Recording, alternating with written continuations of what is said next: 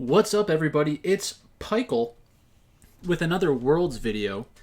So today I'm going to take a look at the champions that LS thinks are the best in each role, but also like the implications for Worlds. And like I start off almost every video now, just remember, this is the point of my channel is for betting, right? So I am mostly focused on what the implications of this kind of tier list and what the popularity of certain champions is going to say about betting. Like, what are the implications for betting? Should teams that are favorites or underdogs pick specific kinds of champions? Is the ability to play a specific champion or a counter to a champion going to give me a betting edge? Like, that's kind of what I'm looking at. So when we're looking at a lot of the champions that are on this tier list, the champion's mechanical intensity will probably benefit the best teams in the world more. So if you have a Z tier champion, which is very mechanically difficult, it's more likely that a favorite will have the better top laner or the more mechanically skilled top laner that can take advantage of that. So if you want to understand my opinions about specific players, you should probably take a look at some of the other videos that I've made about individual players for like the tier lists and stuff, where there might be potential advantages. And then when we get into specific one-on-one matchups, you should take a look at the other videos as well. So for new viewers, you should also check out the $1,000 betting challenge that I'm doing, where I have to bet every single game at Worlds plus some props plus some futures. So there's that. And then last but not least, I'm going to be betting, like I said, I'm going to be betting every single game. So I'll be making daily videos about what bets I'm making and why. And some of this will probably come back up. So more specifically, talking about LS's champion tier list, the one thing that they make very clear is that they know that their opinion on champions isn't supposed to reflect popularity. It's supposed to reflect a combination of strength and strength and popularity. So right in the post, LS says B and C champions will likely make up a majority of the percent picked. And I think that having watched the video with the explanation, the one problem that I think LS kind of falls into is the amount of like meminess, like, I know it's meme, but like, is memeness or is it meminess? So what I mean is, like, personally, I know that Nemesis was a professional player, not for very long, and wasn't very good. But LS has a lot of respect from people because they take the more theoretical approach to the game, and they're always looking for some kind of edge. Nemesis is much more practical and much more taking a look at what other people are doing, which I think is a backwards way of looking at League of Legends and trying to find the best thing. If you're trying to look at what's best, you're better off looking at things the way that LS does, or just like running statistical analysis on your own based on the game system itself. But that's very difficult, and I know a lot of people aren't able to do that kind of thing. So maybe it's unrealistic to have that as some kind of like ideal, but that's probably the right ideal. So I'm going to run through some of these champions, and we should start at the Z tier because these are champions that are potentially going to win drafts for people. So let's take a look at some of the similarities and what they're going to accomplish. So Gangplank and Fiora are the two Z tier champions. I think the main reason, and I'm not speaking for LS, I'm speaking on behalf of myself, I think that it's probably correct to have champions that can potentially solo carry a game in the Z tier. And from a hyper carry perspective, like, you need to be able to carry the game on your own as Gangplank or Fiora to justify that pick, and you need to be a very good player to get the most out of Gangplank and Fiora. Now, the skill cap on Fiora is probably a decent amount higher than Gangplank because of the additional mechanical intensity of the champion. But Gangplank, his scaling is a lot easier to get to, and it's a lot easier to utilize in a team fight. Like, you're not dueling. If you make one good ultimate in a team fight, you could win your team a game. So you don't want to blind pick it a lot of the time, and that's the funny thing about the Z tier. And a lot of these champions that are theoretically very strong is that they require a lot of other conditions to happen in the draft, and a lot of the time you don't want to blind pick them. So I wouldn't be surprised if we saw the more flexible champions like Aurelia end up being more popular, because not only can you play Tryndamere, Graves, and Aurelia, and Jace really, and Draven in multiple positions. You can flex them and you can kind of justify picking them earlier because you can play them in multiple positions. When you don't want to blind pick Fiora, blue side first overall, because then you give the other team many opportunities to counter pick it, or just get into laning situations that aren't completely lost to Fiora, or it allows them to know, okay, I need to put some late game scaling into my team composition because we will have to deal with Fiora later on. So I understand why those two champions are first, and the other thing to notice is that they're both high damage champions and they're both AD champions.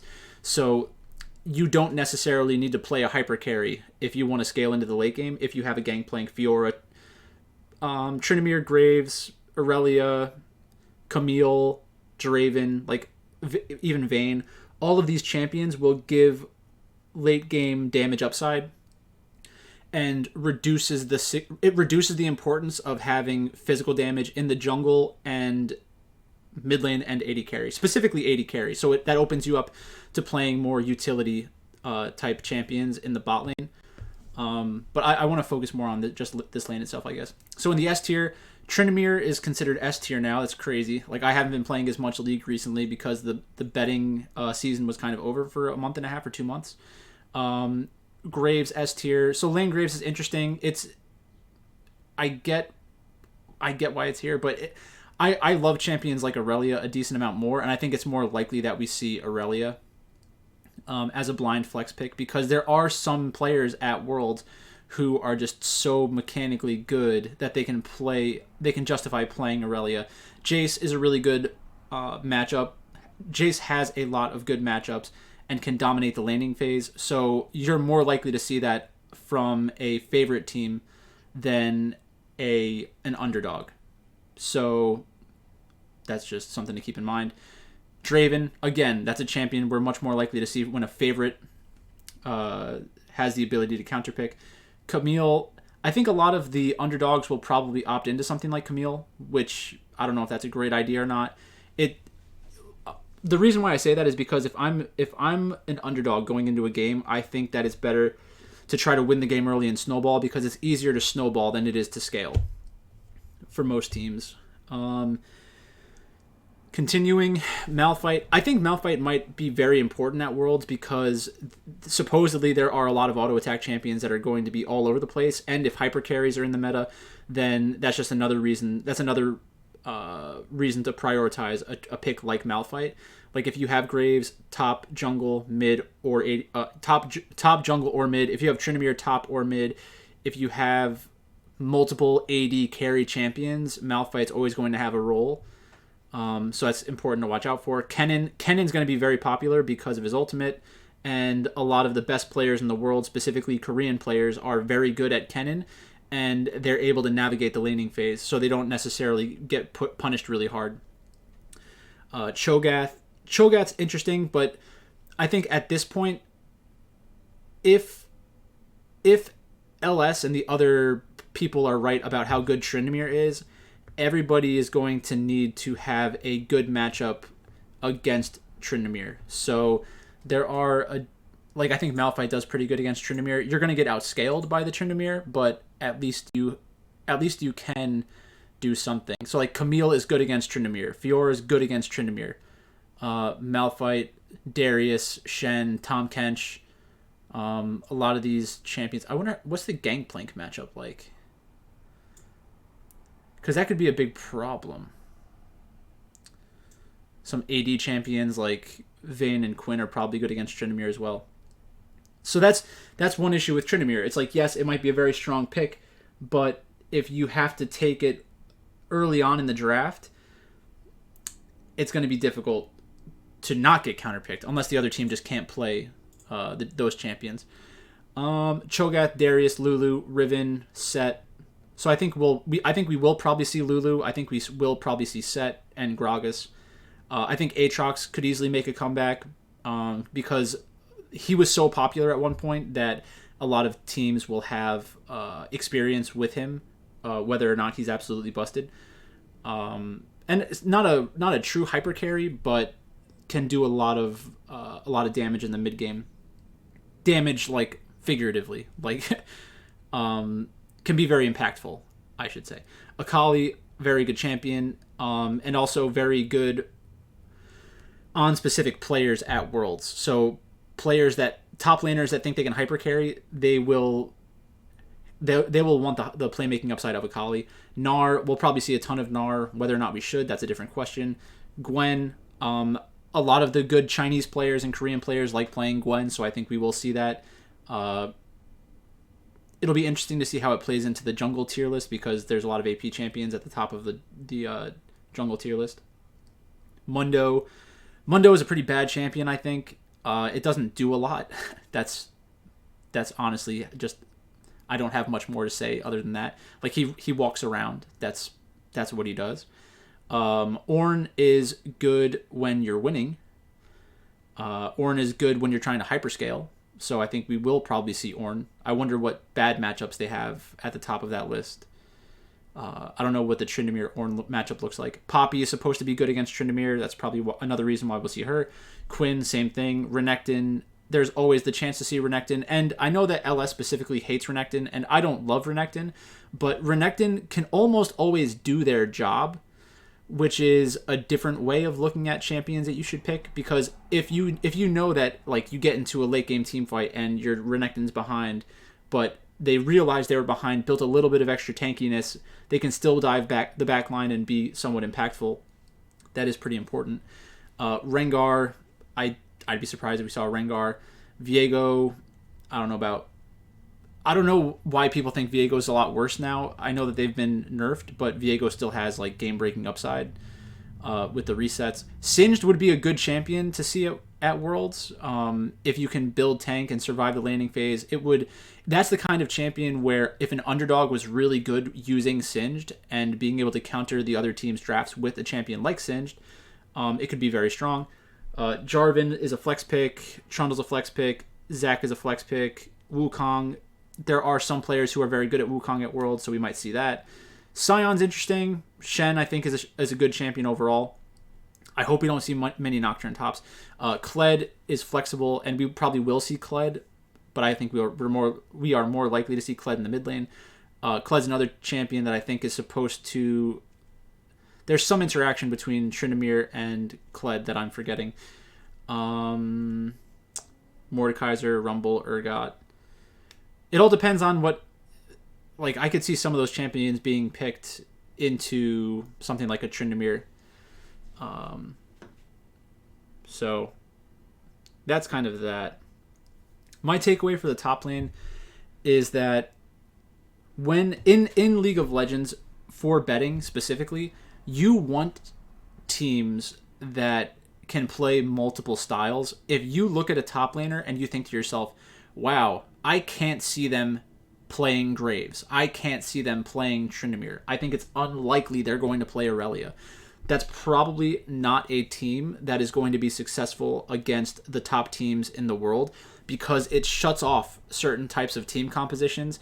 So unless they are very good at a team composition or style of playing League of Legends that counters the meta that we see at Worlds, those teams will have a big problem on their hands. It's also possible that we get into a meta that's unforeseen in one of these lists that we're going to go through, and in that scenario, we might just see a lot more tanks, because in the draft, you're going to want to have your top laner blind picked with your first 3 picks normally. First, you can really blind pick it anywhere on blue side because you have to blind pick a spot. I don't think we'll see many top lane counter picks, although we probably should, because there are a lot of big talent discrepancies in the top lane. So that's basically...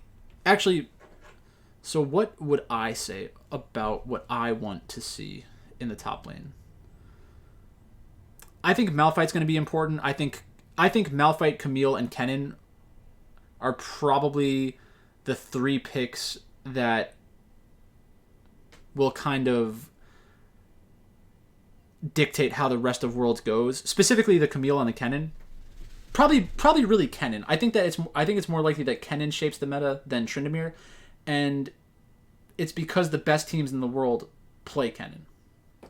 So whether or not you think it's good, you better be able to deal with it because FPX will pick it. All right. So that's fine for that. Next up is the jungle tier list. And the jungle tier list is probably the biggest disconnect that we will see between LS and the community and what will end up happening.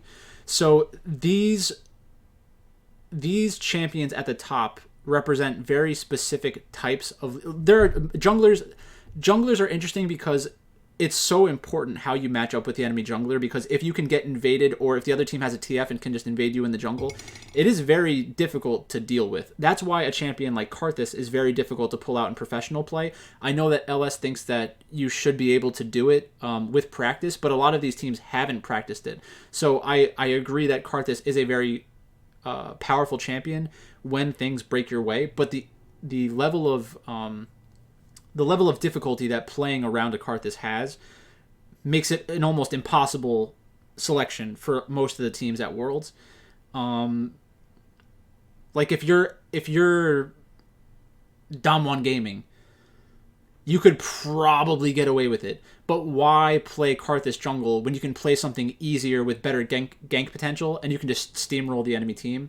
It's just an easier way to play League of Legends. Like why play the game on hard mode is really what my question is. Fiddlesticks is pretty similar. Stronger in the early game than Karthus, has more utility in the mid and late game. Once they hit level 6, I mean, the fears can be very impactful. It's always interesting to consider what a champion like Fiddlesticks can do against the best or potential meta-defining champions in the top lane. So let's say like Tryndamere, Talon, Zed, a bunch of assassins get really popular. Is Fiddlesticks good against that archetype? If they are, then it's playable. If they're not, then they're going to get steamrolled. Evelynn, kind of the same thing. It requires a jungler that's willing to play selfish. There are some of those types of junglers at Worlds, but it's a more difficult type of League of Legends to play. Same thing with Ivern, same thing with Lilia, same thing with Morgana, same thing with Kindred. Same thing with Shaco. Like a lot of these junglers, they're just so you have to draft a specific way. The other team has to not counterpick you, and then you have to be able to navigate the early game very efficiently. And you always run the risk of getting overwhelmed by a champion like Hecarim. Hecarim, the reason why he's such a good champion in general is because he can kind of always do what he wants. And even like if the game is close and it's Hecarim against a Karthus, or a Fiddlesticks, Evelynn, Lilia, there's always the chance that the Hecarim just gets too far ahead and there's no way back into the game for a lot of these AP champions. And that's one thing that I think we should pay close attention to with this tier list is the where the AP champions are kind of listed, because in the top lane, we didn't really have any AP champions. In the mid lane, I'm expecting us to not see a ton of AP champions at the top of the list. And then in the jungle, we have all these AP champions at the top of the list. But it's just not reasonable. I don't think it's reasonable to say basically that we're going to see a lot of AP champions in the jungle because, there will be so many assassins in the mid lane. It'll make life difficult for other types of control mages. We probably won't see a top lane. Maybe that puts a higher priority on Ziggs in the bot lane. But even in that scenario, you need that consistent damage late game, and Ziggs gives you some of that, but not all of that.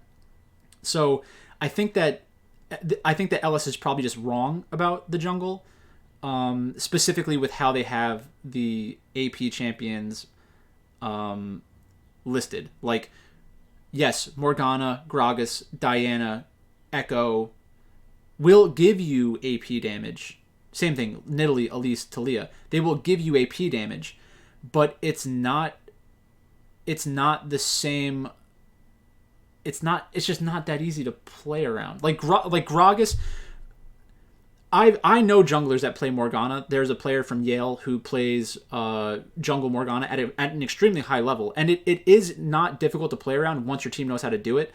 But a lot of teams don't know how to do it. Gragas, everybody knows how to play with the Gragas jungle. He can play the engage role if you need him to, which is always nice to have. Diana, same thing. So with Gragas and Diana, I can see the AP coming from them, but a lot of the times you don't want to have almost your entire team AD because you can itemize against it, and if there are hyper tanks and hyper carries in the meta, it's going to be difficult for a champion like Diana to do a lot of quote unquote damage, not actual damage. But I guess in a perfect world, not a perfect world, I could see it. Like if it is really AD heavy, a champion like Diana is going to be pretty good because she can somewhat itemize against it with Hourglass and like Seeker's Arm Guard and plated steel caps. But yeah, her engage isn't that horrible. You get the extra utility out of her engage or her ultimate. I just don't see a lot of these champions being easy to draft around. Like Hecarim, Graves, everybody's used to playing with Graves by now. Talon, people will probably figure out how to play around the Talon. But in terms of ease of execution, Hecarim, Graves, Xin Zhao, easy champions to play around. Gragas, easy champion to play around. Jarvan, easy champion to play around because he fits what you generically need in a team composition, which is engage. Same thing with Trundle, although it's a little bit more difficult to engage with Trundle. Skarner, Zac. These engaged champions will be very prevalent because a lot of the teams that are not as good. Well, actually, I don't know if it's true right now because we've had a carry jungle meta for the past year and a half, but junglers who play the engage role for their team are going to opt into those types of champions: the Hecarim, Xin Zhao, Gragas, Jarvan, Trundle, Skarner, Zac, because you need it in your team, and playing a true carry champion is much more difficult. And you need to get that engage in somewhere. It'll almost always come in from support, and it'll almost always come in from your jungler. Now, your teams don't have to draft this way. Teams don't have to draft optimally. If you are the better team, you can kind of just say, we're better than them. We can play whatever we want in every single role. Just look at matchups specifically and not worry about how the teams are going to interact with one another at like the 15, 20, 25 minute mark, because by that time we should have a several thousand gold lead, which should make the game unplayable for the other team because we are going to be doing so much more damage than the other team. But again, why play the game on hard mode when you can just do a little bit of everything and reduce the outs for the lesser team. So that's basically it. Let's go to the next one. Mid lane. So this is what I'm talking about. Tryndamere, Graves, Aurelia, Jace, Zed. So in the top 3 tiers, we have 1, 2, 3, 4, 5.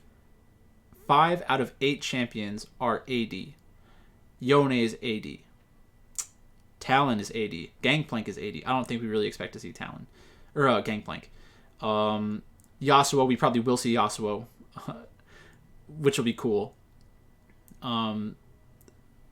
But these types of champions in the B and C tier that we're going to see more often are the control mages, so I think we will see a decent amount of Azir. LeBlanc, very strong champion. Lulu is probably going to be important against Tryndamere, I would think. I think Polymorph probably helps her a lot, or helps your team a lot. I also think that that's another reason why hypercarries might just, be in existence at Worlds, is because if you have Tryndamere and Lulu is a counter to Tryndamere, Lulu goes really well with hypercarries, then we get a hypercarry meta, then teams like EDG and Genji are looking good, at least in my opinion. Malzahar kind of brain dead. Zoe, I don't know if she was buffed recently, but that's always a very interesting thing to watch out for because the skill cap on Zoe is very high, and you have players like Showmaker who are just unbelievable Zoe players. Aurelia, Ziggs. I just don't like Ziggs. I get why teams like it, and you get the wave clear and everything, but just not a huge fan personally. We will see TF because a lot of the mid laners at World are TF players, period. I'm surprised. Is Karma not good against Tryndamere? That seems like it would be kind of good against Tryndamere. But I think that this might just be another spot where the practical implications of this tier list just aren't there. This is all theoretical.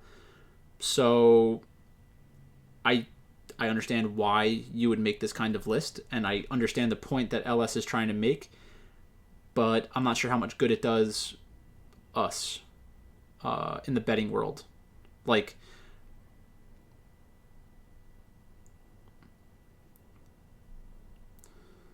who would I want to see underdogs play? We probably will see underdogs play champions like Azir. They're probably better off not blind picking mid because the talent discrepancy in the mid lane is going to be a pretty big problem with a lot of these teams as well. And it's funny because when you take a look at champion pools across the world's participants, you see a lot of the same champions, but the mentality of those teams will shift once they realize who they're playing against.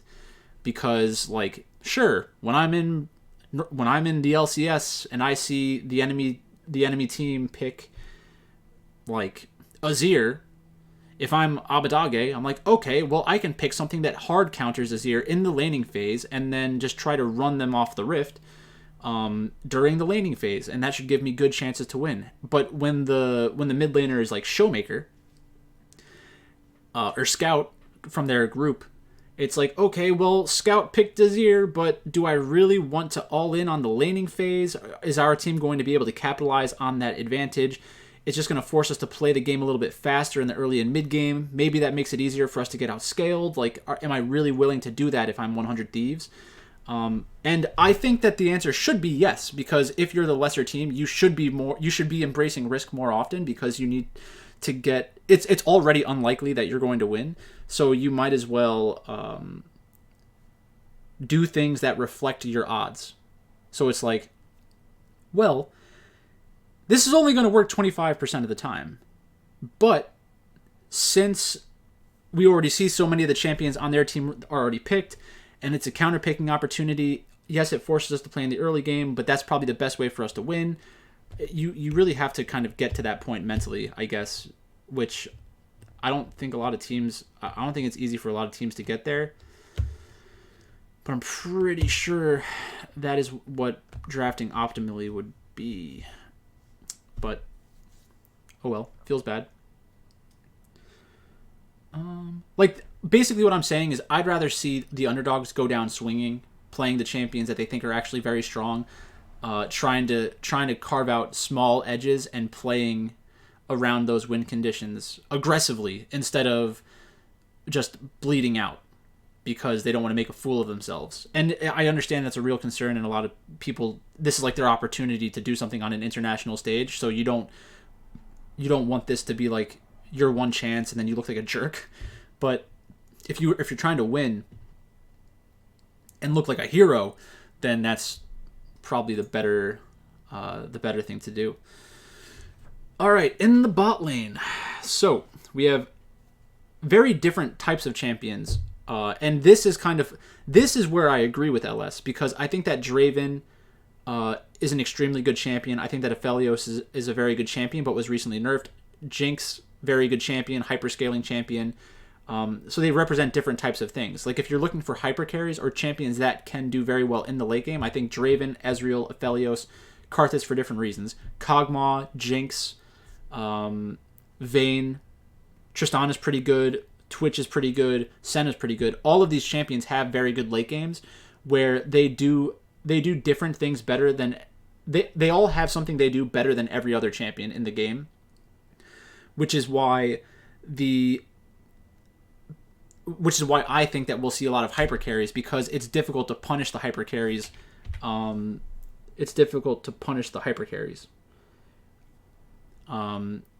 would need something like MF, Ashe, Varus, or Draven really to kind of hard carry in the laning phase.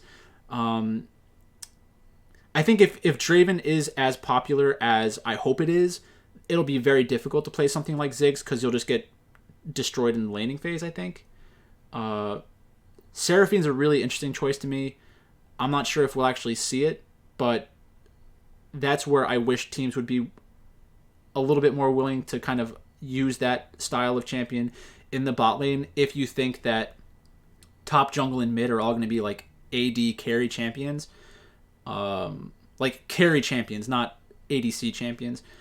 Then you can justify picking something like Seraphine to kind of just go even during the laning phase and then build items that will support and buff the other champions on their team. I like the idea behind it. It is difficult to execute, but it's a good idea, at least. In practice, more difficult. Kai'Sa. Some people were saying that Kai'Sa is going to be very popular at Worlds. I doubt it, especially if Draven's around. It's very difficult to play Kai'Sa against Draven. Jhin. I hope we don't see Jhin because I hate Jhin. Xayah will be a little bit more popular if Tryndamere is very popular. Kalista will always be an option when teams like Gen G are in the tournament because they can kind of just give Ruler even more playmaking upside. So that would be cool if we see some Kalista. It does kind of put a timer on your team, but that's not going to stop them from trying to do it. So for AD carry, the one thing that I've continuously said is that I think it will be a hyper carry meta at Worlds. Maybe it is, maybe it isn't. And, you know, if it's proven that you can, like, get a Jinx onto your team composition, draft one, maybe two Enchantresses, or Enchanter supports, or Enchant style. I guess I don't want to gender it. I don't really know. But if that line of play is good against things like Lane Graves and Tryndamere, then it's going to be tough for teams not to draft a hyper carry.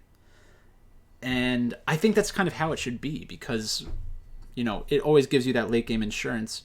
It does let the better teams kind of go into this all-in early game that can be overwhelming, but you need to create a stylistic difference in a lot of these matches if there's a big difference between the favorite and the underdog. That's kind of just what I'm getting at. Like, you need to understand your role in the tournament, and you need to play champions and draft in a way that emphasizes your potential avenues of winning. So, yeah. That's basically it. And then last but not least, we have support. So we have Amumu. I love playing Amumu. I think it's a lot of fun to play now that he has 2 Qs. I think we will see Amumu. I don't think we'll see a Nivea support whether or not it's good. I don't think we'll see Soraka whether or not it's good. I don't think we'll see Sona. At least we won't see Sona as a support. Sona's like Seraphine, where she might just be better off being the one getting the farm. So like maybe Senna Sona. That doesn't seem very good, but like something like that, you know. Blitzcrank, always good. LS said that on his stream. Braum is very good, especially when there are a lot of auto attackers on your team. So if Tryndamere is very good, if Graves is very good and popular, if hyper carries are good and popular, then a champion like Braum will have additional upside. Leona, always a good engage option. Karma, recently buffed. Thresh, very good champion just in general, especially with the Aphelios. So we will see a lot of Thresh and Thresh bans because he's one of the most popular playmaking supports in the game and can play pretty good from ahead and behind. Lulu, same reason. Morgana, same reason. There's always a reason to pick a champion like Morgana. Trundle, same thing. You also get the flexibility. You get flexibility out of Morg, Lulu, Karma. Rakan. We probably will see Rakan, whether or not we should. Has some good engage options. Really difficult to play from behind, which is, you know, kind of concerning. Taric, probably won't see a lot of Taric. Talia, I don't think we'll see a lot of Talia. Alistair, always a good engage champion. Gragas, good flexibility. Like, we might just see a lot of Gragas because, like, for that reason specifically. Nautilus, I wish we would see more Pyke. Pyke is a lot of fun to watch, especially when players like Keria and Hylissang get it, because, again, it's playmaking upside, and every game is more fun when you have playmaking upside in it. Seraphine, I could see it. Senna, probably more likely to be on the AD carry player. Zillion, interesting. Probably won't see it, though. If we get into a hyper carry meta, maybe it's good. Vel'Koz probably not going to see. Nico, we probably will see because of Keria. Galio, it's a flex option, but probably won't see it at support. Shen, flexible, probably will see it at support. Again, especially if auto attack champions are good because you get the additional utility out of his W, I think it is. Maokai, probably won't see a lot of Maokai. Poppy, we might see Poppy because of the amount of dash champions that are in the game right now. Like Trinimir and Graves. That's a thing now, I guess. Janna, hyper carry meta, get some Janna in there. It's really not that bad. We probably will see a lot of Set, and I hope we don't see Tom Kench. But that's really I guess it for the tier lists. And if there's anything that you take away from this video, I just want it to be that, like, before the tournament starts, we will not be able to use champion information accurately because we don't know what the meta is going to look like in terms of what's popular. When I use the phrase meta, I think it should mean what is the best, not what is going to be played. And I think LS would probably agree with that. But when we get into popular picks at Worlds, that's going to shape a lot of the betting lines, and then we need to identify teams that can play the popular champions the best, can create additional pressure in the draft, and like teams that will be willing to utilize counter picks and like random champions and new champions. Those are the kinds of teams that I think we do have an edge on the sportsbook, because if you know that an underdog team has a wild champion pool in the mid lane and is willing to play